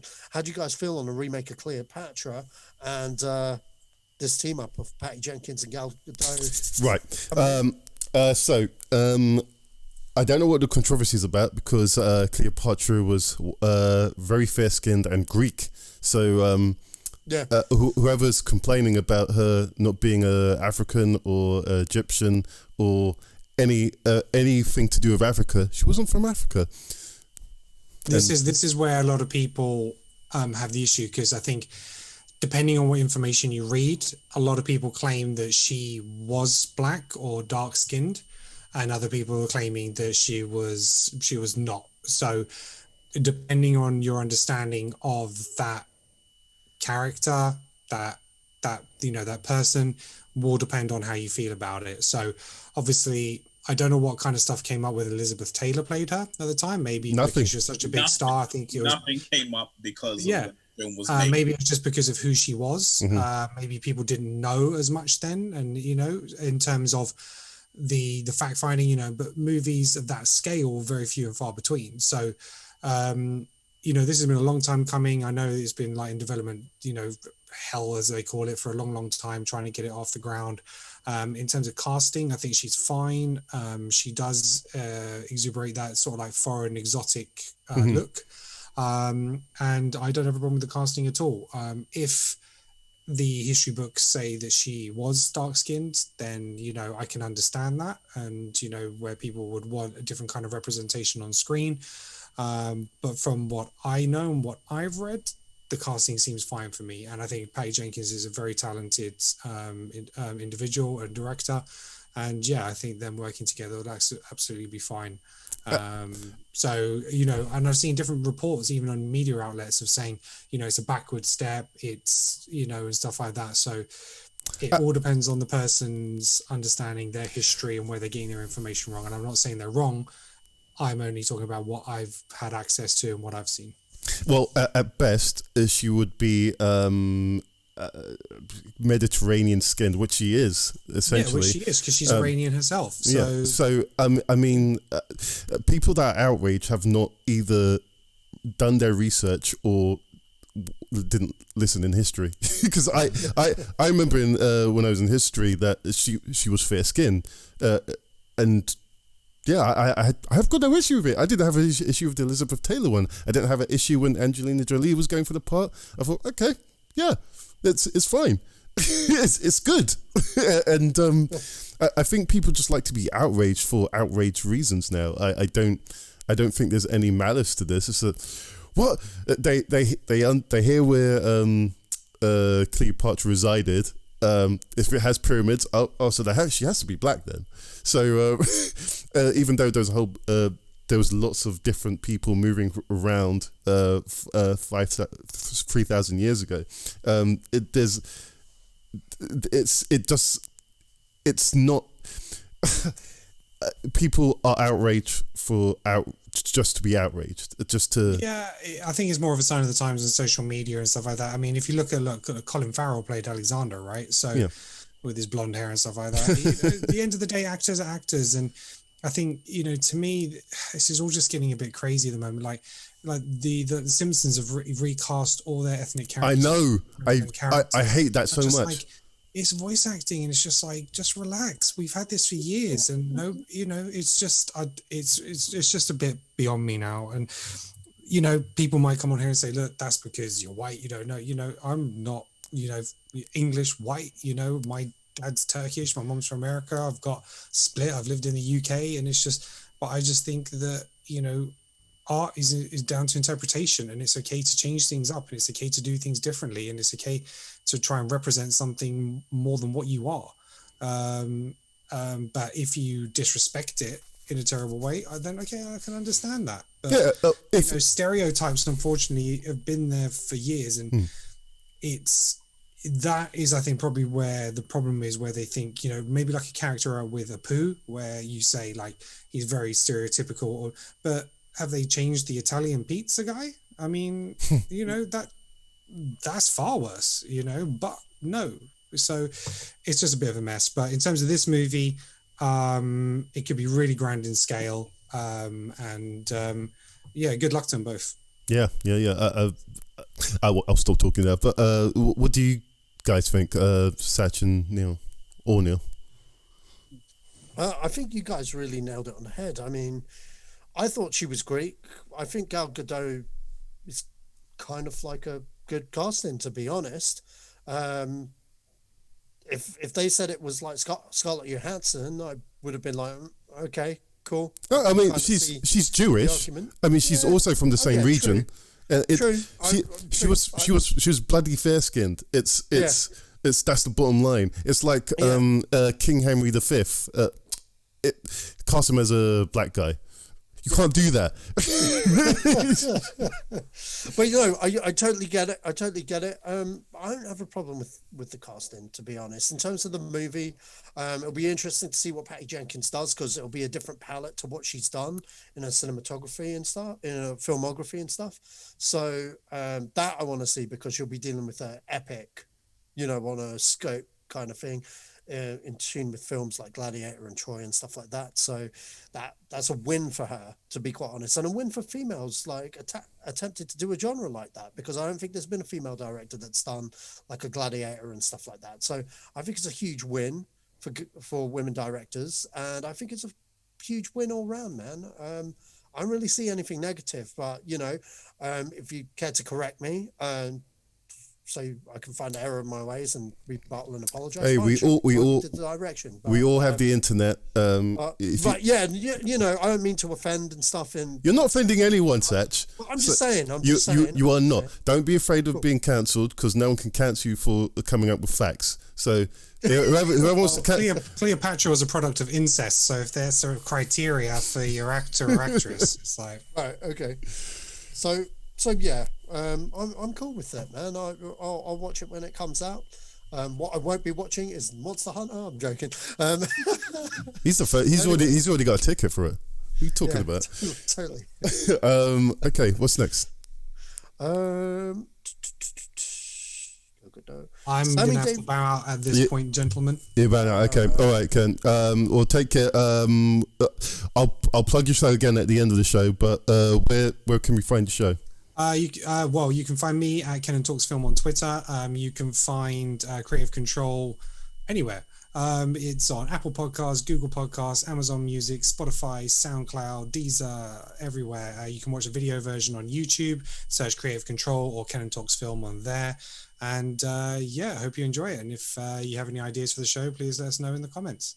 Please like, share, subscribe, and click that bell to get notified. you've got it down to a T now. Yeah. Hey. Okay, Ken. Take it easy. We'll see you in the next one. Okay. Peace out. All right. Take care, guys. Take care, buddy.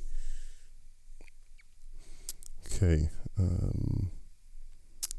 I've still got him showing up on the feed, which is interesting.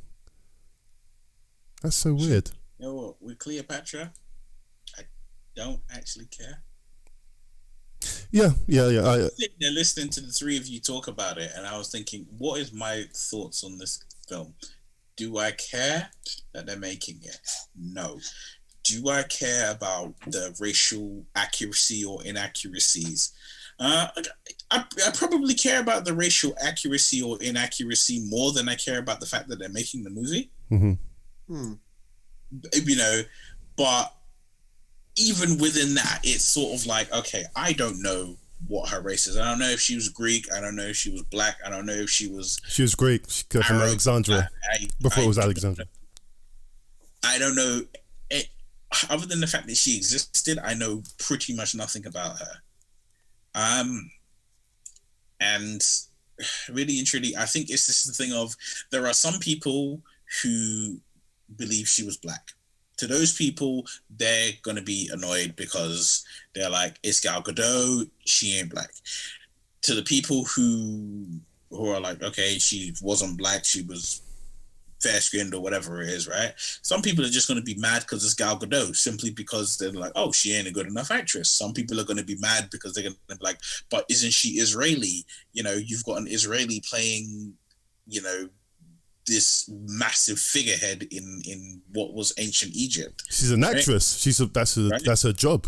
She's an actress. So it's because, like, I mean, in regards to that, like, I do remember, like, Jennifer Lopez got a heavy amount of criticism when she portrayed the singer Selena, right? And that was mainly just because, even though she is a Latina actress playing a Latina singer, she got the criticism because they're from different places. I think it is, I believe I could be getting this completely wrong.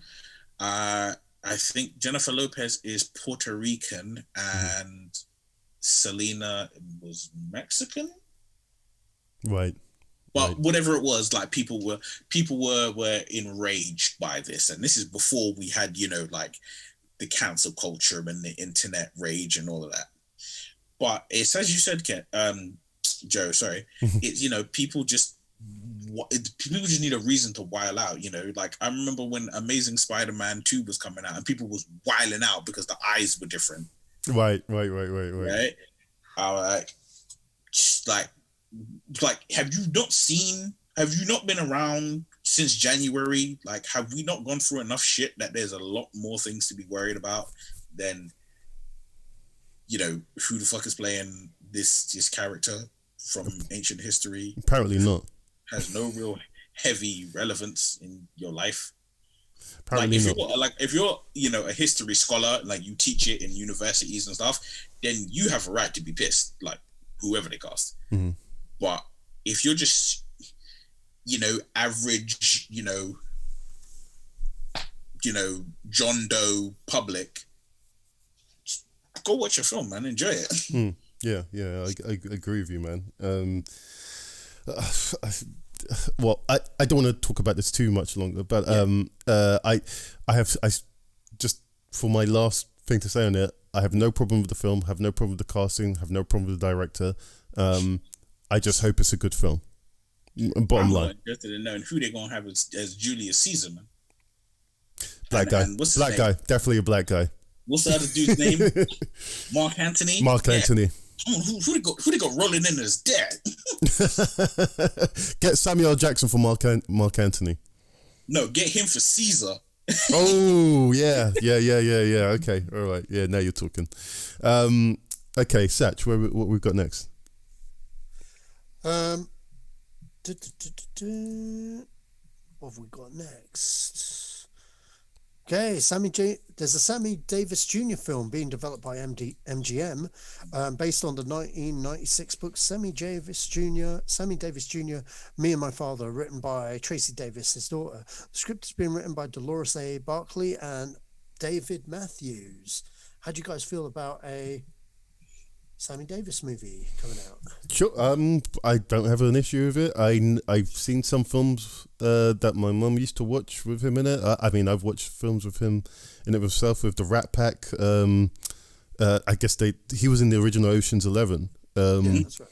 And I mean, my knowledge of Sammy Davis Jr. isn't as big as I guess my uncles or my anyone that watched him in that era. But I know enough about him to know that he really there was a lot of prejudice that he had to overcome to be the person that he is now.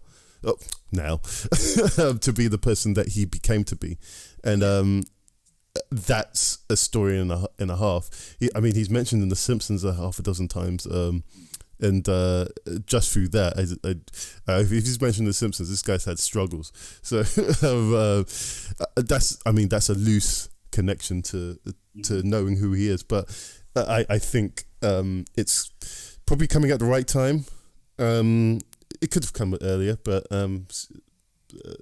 sooner later is better than never. So yeah, I'm up for this. I'm curious to know who they'll get to play him, because I don't. He's a unique looking fellow. So getting an actor to look like that has the same look to him is going to be interesting. I'll be fascinated to see who they get for him. Anyone else?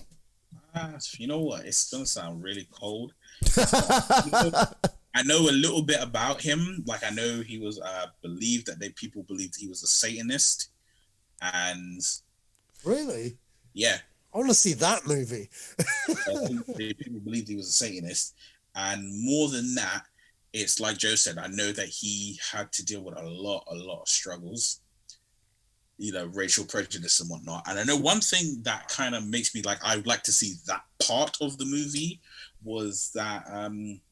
Because there's one thing that a lot of people don't really kind of touch on when they talk about black figures who were prominent during the civil rights movement.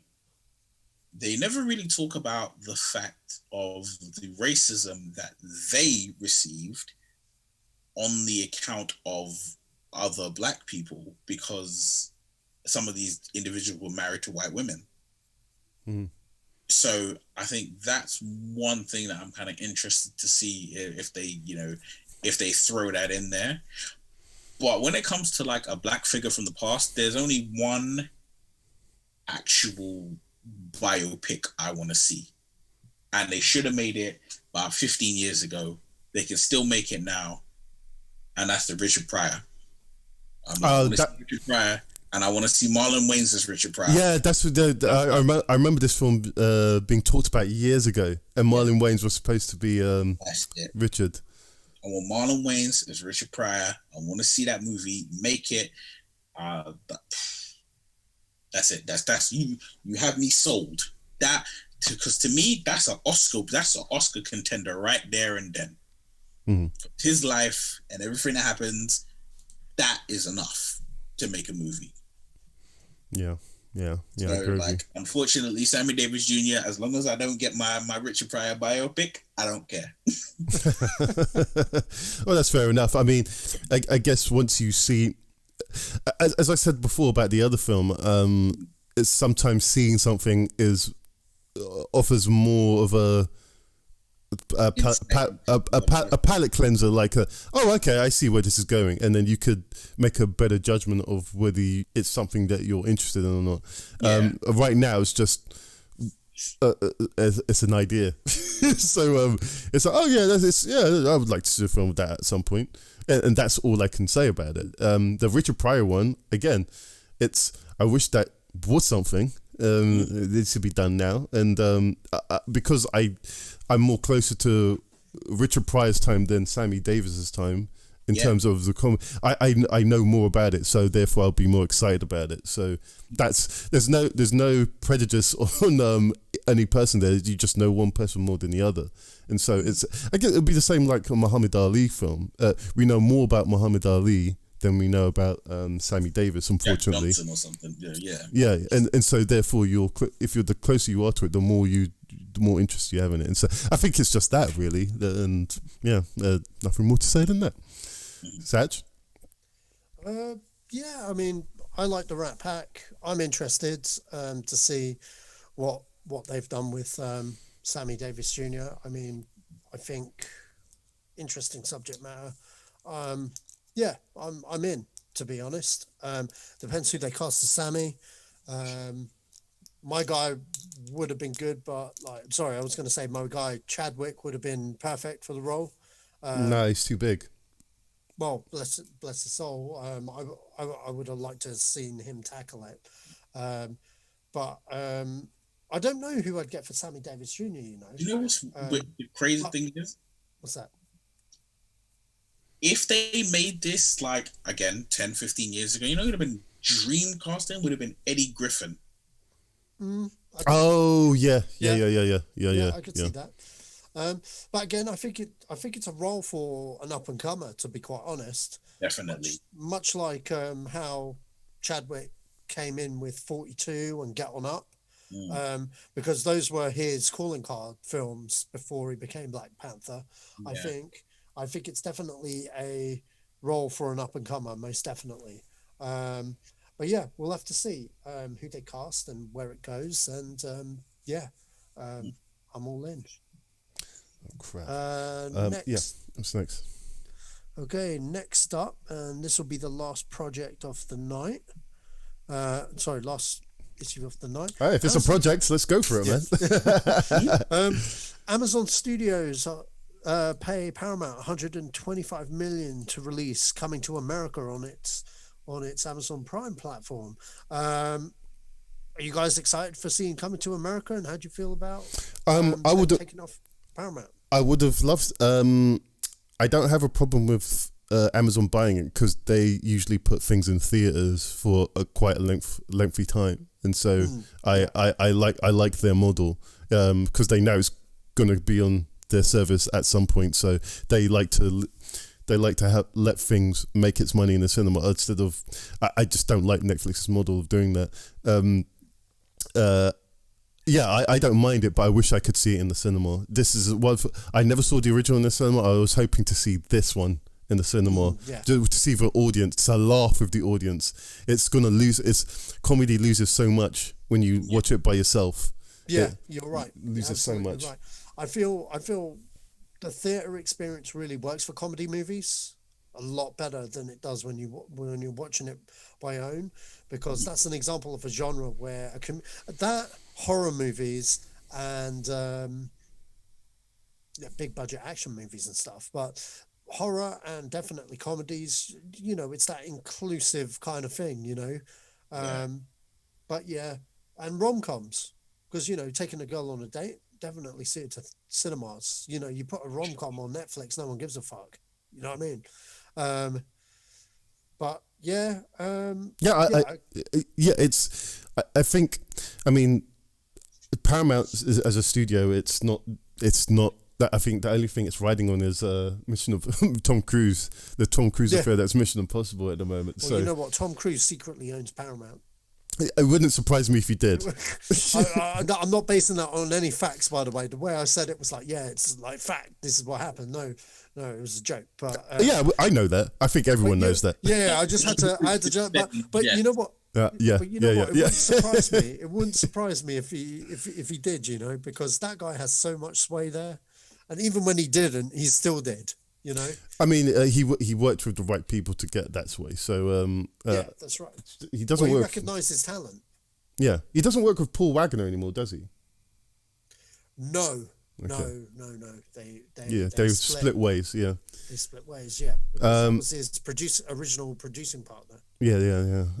Well, again, more power to Eddie. If I hope maybe when the lockdown or when this whole virus is down, they do some like classic re-releases or films that were on streaming. You can watch now in the cinema for a reduced price or something. I don't know, but just some way to say you can see it with an audience instead of watching it with your people you don't like that much. So yeah, that's my 2 cents, man. And yeah, I guess that's it. Yeah, that's it.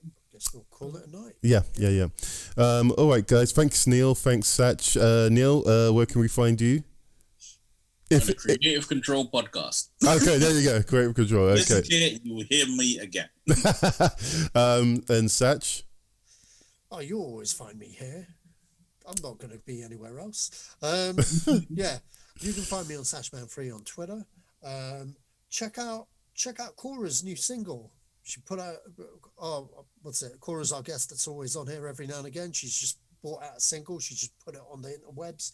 I will try and find that. Cora. Or I'll get her as a guest and have her pimp it out. But yeah, she's got music. She's got some beats. So is that the one that's in Poland? Yes. Right. Okay. Right. Yes. Okay. Well, if I get a link to it, I'll put it in the description as well. And that is it. All I have to say now is see you again probably this week, relative to when you watch this, obviously. Yes, this has been the Zedos Game podcast, and we're out. Go on, do it. Come on. I am the man that killed Jamie Lannister.